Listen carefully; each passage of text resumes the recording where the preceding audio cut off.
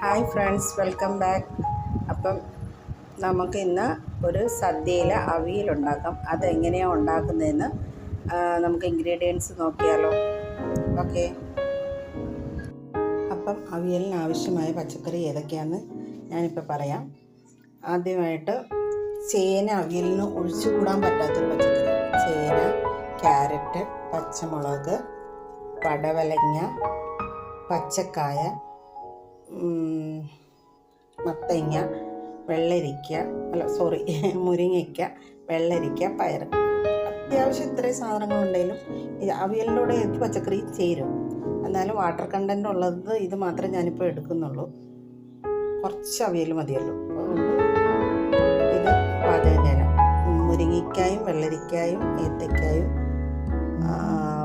മത്തങ്ങ, പയർ, പടവലങ്ങ, ക്യാരറ്റ്, ചേന. ഇത് ഇത്രയാണ് ഞാനിപ്പോൾ എടുത്തിരിക്കുന്നത്. പച്ചമുളക് എടുത്തിട്ടുണ്ട്, 3 കീര ഇട്ടിട്ടുണ്ട്. ആദ്യമായിട്ട് നമുക്കിത് വെക്കാം. ഞാൻ ചട്ടിയിലേക്ക് ഇച്ചിരി വെളിച്ചെണ്ണ ഒഴിച്ചിട്ടാണ് പച്ചക്കറികൾ ഇടുന്നത്. കുറച്ച് വെളിച്ചെണ്ണ ഒഴിച്ച് ഓരോന്നായിട്ട് ഇടുക. മത്തങ്ങ ഇട്ട്,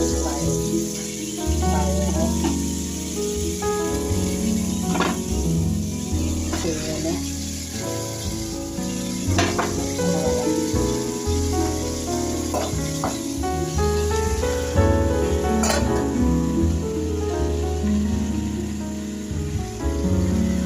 ഇതെല്ലാം കൂടെ ഇട്ട് കറിവേപ്പിലയും പച്ചവെളിച്ചെണ്ണയും പച്ചതേങ്ങയുമാണ് അവിയലിന് രുചി കൊടുക്കുന്ന സാധനം. അപ്പം ഇതൊന്ന് ചെറു തീയിൽ കിടന്ന് നന്നായിട്ട് വേകട്ടെ. ഞാനിപ്പോൾ വെള്ളം ഒഴിക്കുന്നില്ല. വെള്ളം ഒഴിച്ച് അടിക്ക് പിടിക്കും എന്ന് പേടിയുള്ളവർക്ക് വേണമെങ്കിൽ അരക്ലാസ് വെള്ളം അപ്പം ഒഴിക്കുന്നില്ല. ഇല്ലെന്നുണ്ടെങ്കിൽ ഇതെല്ലാം കൂടെ കുക്കറിലിട്ട് ഇതിപ്പോൾ ഈ പച്ചക്കറിയിൽ തന്നെ വെള്ളം ഒഴിക്കുന്നതാണ്. അപ്പോൾ അതിലേക്ക് ഞാൻ ഒരു ടീസ്പൂൺ വെള്ളത്തിൽ ആവശ്യമായ മഞ്ഞൾപ്പൊടി. നമുക്ക് തേങ്ങയിൽ മഞ്ഞൾപ്പൊടി ഇടുന്നില്ല, അതിനുള്ള ആവശ്യമായ മഞ്ഞൾപ്പൊടി ഇടുന്നില്ല. പച്ചക്കറിയിലെ വിഷാംശം പോകാനും കളർഫുൾനെസ്സും എല്ലാം നമ്മളെന്ത് ഉപയോഗിക്കുന്നത് മഞ്ഞൾ. അത് കിടന്ന് വേഗത്തെ അപ്പോഴേക്കും അരപ്പ് തയ്യാറാക്കാം. ഇതിന് അരപ്പിലേക്കുള്ള പച്ചക്കറി അവിയലിൻ്റെ അരപ്പ് തയ്യാറാക്കണം. അതിന് തേങ്ങ, പച്ചമുളക്, ചെറിയ ഉള്ളി, കറിവേപ്പില, ജീരകം. ഇതിത്രയും കൂടെ ഒന്ന് ചതച്ചെടുത്തുകൊണ്ട് വരണം. ചതച്ചിട്ട് കാണിച്ചു തരാവേ. ഇപ്പം നമ്മുടെ അവിയലിൻ്റെ കഷ്ണങ്ങൾ ഒരുമാതിരി വെന്തിട്ടുണ്ട്. വെള്ളം ഒഴിക്കാഞ്ഞിട്ട് കൂടെ വെള്ളമയം ഉണ്ട്. കാരണം വാട്ടർ കണ്ടൻ്റുള്ള പച്ചക്കറി ഉണ്ടല്ലോ. വെള്ളരിക്കായി എന്നൊക്കെ വെള്ളം പുറത്തേക്ക് വരുന്ന പച്ചക്കറി. ഇതിലേക്ക് പുളിക്ക് ആവശ്യമായ ഞാൻ മാങ്ങയാണ് ഇടുന്നത്. തൈരിടാം, പിഴിപുളി പിഴിഞ്ഞൊഴിക്കാം, വാളംപുളി പിഴിഞ്ഞൊഴിക്കാം. ഞാനിപ്പോൾ ഇവിടെ മാങ്ങ ഉള്ളതുകൊണ്ട് മാങ്ങ ഇടുന്നു. ഇത് മാങ്ങ ഒന്ന് ജസ്റ്റ് ആവിയേറി വരുമ്പോൾ അത് അരപ്പ് ചതച്ചുകൊണ്ട് വന്നിട്ടുണ്ട്. ഇപ്പോൾ മാങ്ങ വെന്ത് കാണും. ഇതിലേക്ക് നമുക്ക് ഈ അരപ്പ് ചേർക്കാം.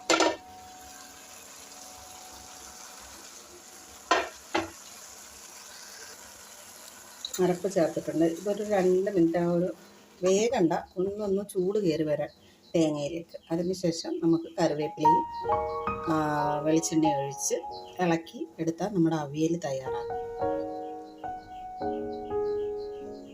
നമുക്ക് ഇതൊന്ന് ഇളക്കിയെടുക്കാം.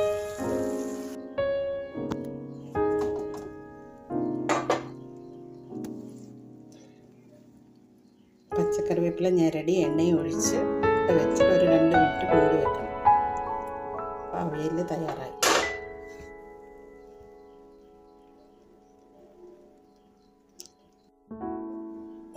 പച്ചക്കറിവേപ്പില ഞെരടി ഇതെല്ലാം ഒരുപാടിട്ട് ഇളക്കി കഷ്ണങ്ങൾ ഉടഞ്ഞു പോകരുത്, ഉടയാത്ത രീതിയിൽ.